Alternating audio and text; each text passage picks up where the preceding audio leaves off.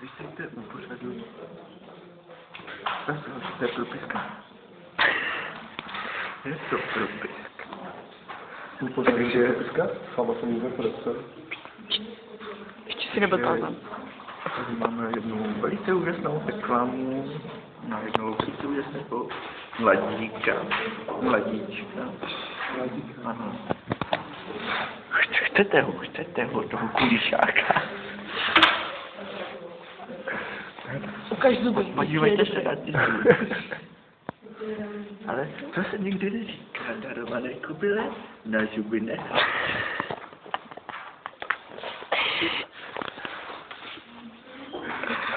Tak něco předveď, ne? No, když se ti... No tak prosím, pane do šešky, převeďte něco.